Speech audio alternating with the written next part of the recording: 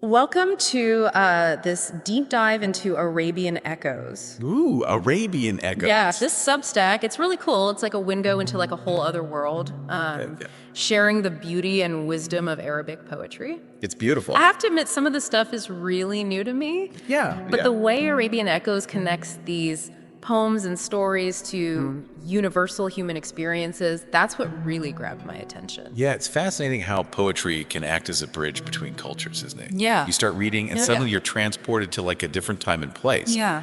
Yet the emotions and dilemmas feel strangely familiar. Yeah. Arabian Echoes does a fantastic job of bringing those connections to life. Absolutely. Yeah. And the story we're diving into today, Okay. well, let's just say it's got all the ingredients of a classic tale, Okay. fate, shifting fortunes, and a friendship that's put to the ultimate test. Ooh. Plus, it gives us a glimpse into some really interesting aspects of Arabic culture. Right. Like the concept of qadar, Okay. which is often translated as fate, Okay. but it's much more nuanced than that. Okay. It's about recognizing a higher power and accepting the challenges that come your way as opportunities for growth and understanding. Yeah. It's a bit different from the Western notion of destiny, wouldn't you say? That's a really good point. In the West, we tend to focus on Yeah. free will and shaping our own destiny. Yeah. But Qadar seems to suggest Right. a more accepting approach to life's ups and downs. I'm curious to see how this plays out in the story. It definitely shapes the character's actions and choices. Okay. And then there's karama, Okay. which is often translated as dignity or honor. But it's also about maintaining a sense of self-worth and respecting that in others. Okay. You know, it's a powerful force in interpersonal relationships. Okay, so we've got these big ideas of fate, dignity, and friendship swirling around. Right. And the story kicks off with a poem that sets the stage perfectly. Okay. It's called Fate's Whims, and I'm already intrigued by the title. It's a great choice for an opening poem because it introduces the theme of fate right from the start. Yeah. And it does so in a very poetic and evocative way. I bet our listener will love this one. Let's see, here's the poem. Time does not stay the same. One day rich, the next acclaim. One day healthy, full of might. The next ill, lost in the night. Today you're young, so full of grace. Tomorrow age will change your face. But true joy in life you'll find when you accept what fate has signed. Powerful, right? It really emphasizes the transient nature of life and the inevitability of change. Yeah. And, you know, that acceptance of fate of Qadar is not about passivity. Oh. It's about facing life's challenges with resilience and understanding that they are part of a larger plan. I like how you put that, facing challenges with resilience. Yeah. The poem sets a tone of acceptance, not resignation. Yeah. It's like acknowledging that the only constant is change, which is a pretty universal human experience. Right. Now let's get to the story itself. Okay. We start with a young man who seems to be living a charmed life, wealth, friends, Yeah. the whole 9 yards. He does. And it seems like his good fortune is tied to his father's success Okay. as a wealthy jewel merchant. Okay. But as we know from the poem, fortune can change in an instant. Right. And when his father passes away, Oh.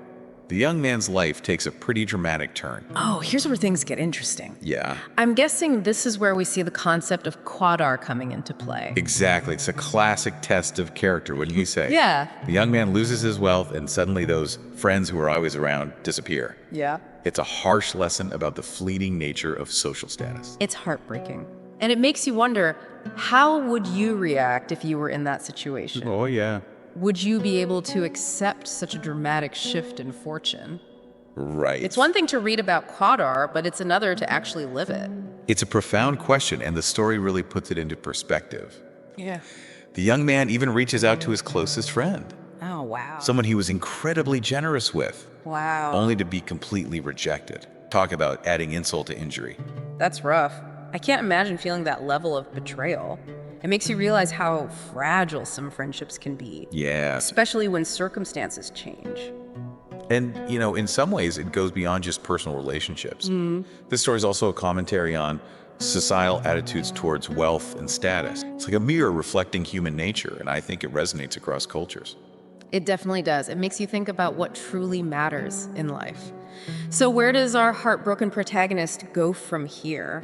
Right. I'm guessing he doesn't just sit around feeling sorry for himself. He doesn't. He sets out on a journey back to his family. Okay. And along the way, he has a series of encounters that seem like pure chance. But remember the concept of Qadar. Oh, okay. Fate has a way of intervening. Ooh, I love a good twist. So it sounds like these chance encounters might actually be part of a bigger plan, maybe even a test of some sort. Tell me more. Well, he runs into three men who knew his father, and they reveal a surprising secret. Ooh. His father had entrusted them with something valuable. Okay. Coral. Coral. Really? Yeah. I would have guessed jewels or gold. Right. Knowing the father's profession, Right. it makes you wonder why the father chose to hide this coral and what significance it holds. It's a great question, and I think it speaks to a deeper layer of the story. Yeah. The coral could symbolize something more than just material wealth. Okay. It could represent his father's legacy, a connection to his family's history, or even a test of his own resourcefulness. I'm seeing the coral in a whole new light now. Yeah. It's not just a random inheritance, it's a symbol laden with meaning and potential. But hold on, even with this valuable coral, he's still in a tough spot, right? People in his town are struggling to survive. Yeah. Who's gonna buy fancy coral when they can barely afford bread? You're right to point that out. But remember, Qadar is at play here. Okay. And just as the young man is pondering this dilemma, Yeah. he has another chance encounter, Okay. this time with an elderly woman who is seeking exquisite gemstones. Okay, I'm on the edge of my seat. Yeah. This sounds like more than just coincidence. What happens next? This encounter is a turning point in the story. Okay. The woman is captivated by the beauty of the coral and purchases several pieces, promising to return for more. Okay. Her arrival seems perfectly timed, almost too good to be true. It definitely sounds like fate is lending a helping hand. Yeah. But is it really just luck, or is there something more going on behind the scenes? I have a feeling we're about to find out. Well, let's just say that the story takes an unexpected turn, and the theme of Karama really comes into focus. Remember, it's not just about dignity on the surface, it's about preserving a person's inner sense of worth. Okay, so we've got this mysterious elderly woman buying the coral, and the young man's fortune starts to turn around. But there's something more to it, right? It's not just a simple rags to riches story. You're picking up on the nuances, which is great. Yeah. The story wouldn't be nearly as compelling if it were just about luck and money. It's about the complexities of friendship loyalty and understanding cultural values. This is what I love about Arabian Echoes. They take these seemingly simple stories and weave in so many layers of meaning. Yeah. It's like each sentence has a hidden depth to it. It's true. And, that's a characteristic of a lot of Arabic literature. Yeah. There's this beautiful interplay between the surface level and the deeper meaning, inviting the reader to think critically and connect the dots. So our young man is now a successful jewel merchant again. What happens to that friend who turned his back on him? I'm guessing there's a confrontation brewing. There is. And it plays out in a way that's very true to the cultural context. Okay. The young man decides to send his former friend a message. Okay. But instead of a letter or a face-to-face meeting, he chooses poetry as his medium. Poetry. That's so interesting. It's like using art to express complex emotions. It seems so much more powerful than just saying, hey, you hurt my feelings. Exactly. And it connects to the tradition of diwan, Okay. which were gatherings where poets would share their work, often exploring themes of social justice, love loss, and the human condition. Okay. Poetry wasn't just entertainment.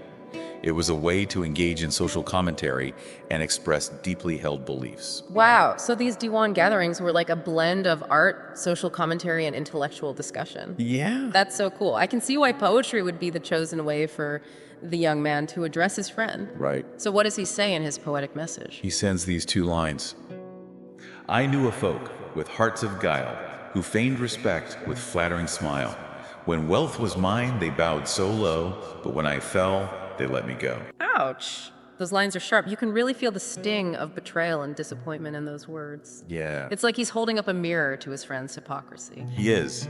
And the friend's reaction is just as revealing. He bursts into tears upon reading the poem Oh, wow. and sends back his own poetic response. Okay. This is where things get really interesting. If I bet, is the friend trying to justify his actions or apologize? I'm dying to know what he says. Get ready for this. He sends back, the three who came were sent by me, a ruse to help for you to see. The one who bought the coral bright was mother dear, my guiding light. You are my brother, ever true, my dearest hope, I swear to you. We did not shun you out of greed, but feared your shame, your heart would bleed. Wait a minute, what? The friend orchestrated the whole thing. The men with the elderly woman, it was all a setup. My mind is blown. Isn't it brilliant? This is where the story goes beyond just surface level plot twists and dives deep into the cultural significance of Karama. So the friend wasn't being disloyal. He was protecting the young man's dignity. He knew that accepting charity would have been deeply humiliating, so he devised this elaborate plan to help his friend regain his fortune without hurting his pride. Precisely. And the fact that all of this is communicated through poetry adds another layer of depth. It shows how deeply ingrained poetry is in the culture. Yeah. It's not just a form of artistic expression. It's a way to navigate complex emotions and resolve conflicts with sensitivity and grace. I'm starting to see how this story is more than just a tale about friendship. It's a reflection of the cultural values that shape people's actions and perceptions. Yeah. It makes you realize how important it is to understand different cultural contexts. Absolutely. In some cultures, the friend's actions might be seen as deceptive or even manipulative. Yeah. But within the framework of Karama, his intentions were pure. He was putting his friend's well-being above all else, even if it meant temporarily sacrificing their friendship. It's such a powerful example of how cultural values can influence our understanding of right and wrong. What might seem like a betrayal in one culture is actually an act of deep friendship in another. It really makes you think. It does. And it challenges us to look beyond our own cultural biases and try to understand the world from different perspectives. Yeah. Now, if we bring us back to our listener, Arabian Echoes is trying to do just that. Bridge cultures through storytelling. That's a great point. They're not just sharing stories, they're inviting us to explore different ways of thinking and being in the world. Right. And they do it in a way that's both entertaining and thought-provoking. And you know what really impressed me about Arabian Echoes? Yeah. Is that they don't just leave you hanging with the story. Right. They actually have these really cool reflection prompts Okay. that encourage you to think about the themes in a personal way. It's like they're saying, okay, you've heard the story, now how does it apply to your life? That's a fantastic approach. Yeah. It turns a passive reading experience into an active exploration of ideas. Yeah. And it's so much more engaging than just providing a dry summary or analysis. Absolutely. One of the prompts that really got me thinking was, Okay. what does true friendship mean to you? Oh, that's a good one. Yeah. This whole story about the friend's elaborate scheme to help, Right. it really challenges you to think about the lengths you would go to for someone you care about. It's a profound question, isn't it? Yeah. And it's fascinating to consider how different cultures might answer that question. Yeah. In this story, true friendship is intertwined with the concept of karama. It's not just about being there for someone in good times, it's about understanding their cultural values and protecting their dignity, even if it means making personal sacrifices. That's a really powerful insight. It makes you wonder, are there times when honesty might conflict with karama? Oh, interesting. Like, would it have been better for the friend to be upfront about his plan? Right? Or was the deception necessary to preserve the young man's pride? That's a great question, and I don't think there's an easy answer. Yeah. It really highlights the complexity of cultural values and how they can sometimes clash with our own personal beliefs. Yeah. It would be interesting to hear our listeners' perspective on this. I bet. I'm sure they have some insightful thoughts. Another prompt that resonated with me was about fate. Fate is often beyond our control. How do you feel about the idea of fate shaping your life? How does accepting fate influence your actions and mindset? This one really hits home, especially after hearing this story. It's a big one, Yeah. and it's something that people have pondered for centuries. This story really highlights the idea that accepting fate, or qadar, isn't about becoming passive or giving up. Right. It's about recognizing a larger force at play and finding the strength to navigate the challenges that come your way. I'm curious, do you think there are ever situations where accepting help might be seen as upholding karama? Oh. Like, could the young man have accepted his friend's help directly without compromising his dignity? That's a fascinating point. Yeah. It challenges the idea that karama is solely about self-reliance. Maybe there are times when accepting help, especially from someone who truly understands your values, can actually strengthen your sense of dignity and honor. Yeah. It would depend on the situation and the individuals involved, I suppose. It's definitely something to ponder. And finally, there's a prompt that brings it all back to our own lives. Yeah. How do you define dignity in your life? Think about the moments when you felt your dignity was challenged. How did you handle it? And what did you learn from the experience? This one is so powerful because it invites self-reflection and personal growth. Yeah. It encourages us to think about what dignity means to us, how we maintain it, and how we respond when it's threatened. And it connects the theme of karma to our everyday lives, making it more relatable and relevant. It really does. I'm already thinking about times when I've felt my own sense of dignity challenged and how I reacted. Yeah. It's amazing how a story from a different culture can spark such personal insights. That's the beauty of great storytelling, isn't it? Yeah. It has the power to transport us to different worlds, introduce us to new ideas, and ultimately help us understand ourselves better. This deep dive has been such a journey. It has. We've explored the world of Arabic poetry, delved into the concepts of qadar and karama, and unpacked a story that's full of twists and turns. Absolutely. And we've done it all with our amazing listener in mind, connecting these ancient traditions to our modern lives and asking thought-provoking questions along the way. Exactly. So to wrap things up, we want to leave you with one final thought to ponder, inspired by the story we've explored. Okay. If you were in the young man's position, how would you have reacted to your friend's apparent betrayal? Would you have been able to see past the surface and understand their true intentions? It's a question that challenges us to think critically, empathize with others, and maybe even question our own assumptions about friendship and loyalty. And ultimately, we hope it inspires you to explore more Arabic poetry and discover the timeless wisdom it holds. Thanks for joining us on this incredible deep dive into Arabian echoes. Yeah, thanks for listening. We hope you've enjoyed the journey as much as we have.